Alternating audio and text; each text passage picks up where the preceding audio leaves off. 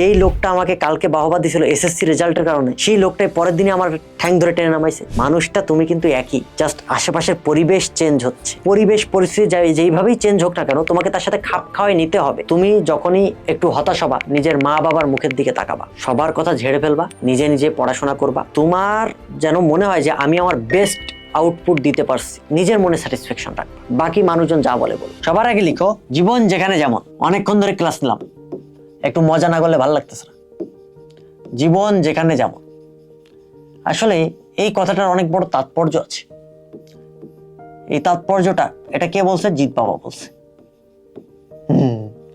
এই কথাটা একটা তাৎপর্য আছে।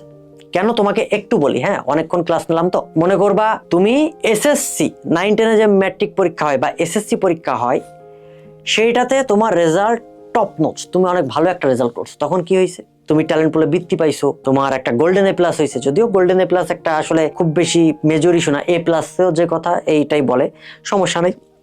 কিন্তু আসলে পাশের আন্টির কথা, তুমি যখন একটা গোল্ডেন এ প্লাস পাইছো, তখন কিন্তু আশেপাশের লোকজন তোমাকে অনেক বাহবা দিছে, তাই না? অনেক বাহবা দিছে। বাহবা দেওয়ার পরে তুমি যখন ইন্টারমিডিয়েটে উঠলা, ওঠার পরে কলেজে তুমি পরীক্ষায় খারাপ করছো কোন একটা কারণে পরীক্ষায় খারাপ করছো, তখন কিন্তু এই যারা তোমাকে বাহবা দিছিল তারাই কিন্তু বলবে এই ছেলে বা এই মেয়েটা তো বিগড়ে গেছে, এই আসলে অবস্থা খুবই খারাপ। এরপরে তুমি যখন আবার ইন্টারমিডিয়েট একটা ভালো রেজাল্ট করছো, ওরাই কিন্তু বলবে সে কিন্তু কনসিস্টেন্সি বজায় রাখছে, সে শয়তান হলেও তার কিন্তু 37 ঠিক আছে। আবার তুমি যখন কোচিং এর পরীক্ষাতে, এই যে প্রি মেডিকেলে আমাদের ব্যাচে ভর্তি হবা, তারপরে সেকেন্ড টাইম ব্যাচে অনেকে ভর্তি হবা, কবির স্যারের এই যে অনুশীলনী সলভ ক্লাস দেখতেছো, সবার উদ্দেশ্যেই বলতেছি, হ্যাঁ, যারাই ক্লাস করো না কেন, যখন কোচিং এর পরীক্ষাতে একটু খারাপ করতেছো, ওই একই লোকজনই আবার তোমাকে বলবে আসলে এসব হয় না, বেসিক না থাকলে ও তো শুধু কিভাবে হয়তো এইচএসসি পাস করে গেছে বা ভালো নাম্বার পাইছে, দেখে দেখে লিখে বা যেভাবেই হোক,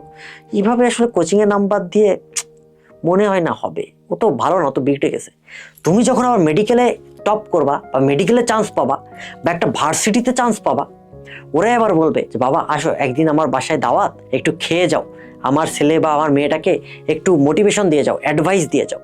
মানুষটা তুমি কিন্তু একই, জাস্ট আশেপাশের পরিবেশ চেঞ্জ হচ্ছে। আর আশেপাশের পরিবেশ যত চেঞ্জ হচ্ছে, তোমার কিন্তু এইগুলোর সাথে মানায় নিতে হবে। এটা নিয়ে হতাশ হওয়া যাবে না, কারণ এটাই প্রকৃতির নিয়ম। This is the go of the world, ঠিক আছে?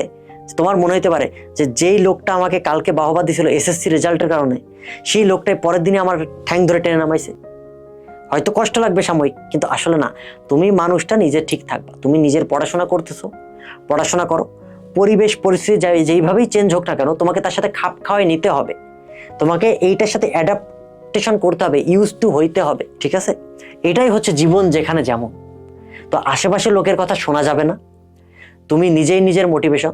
তুমি যখনই একটু হতাশ হবা, নিজের মা বাবার মুখের দিকে তাকাবা, যে তোমার মা তোমার বাবা কতটা না পরিশ্রম করছে, মা বাবার মুখে হাসি ফোটাইতে হবে না? ফোটাইতে হবে, ঠিক আছে? সো সবার কথা ঝেড়ে ফেলবা, নিজে নিজে পড়াশোনা করবা। তোমার যেন মনে হয় যে আমি আমার বেস্ট আউটপুট দিতে পারছি, আমার যতটুকু সর্বোচ্চ চেষ্টা, আমার যতটুকু করা যায় আমি ততটুকু করছি।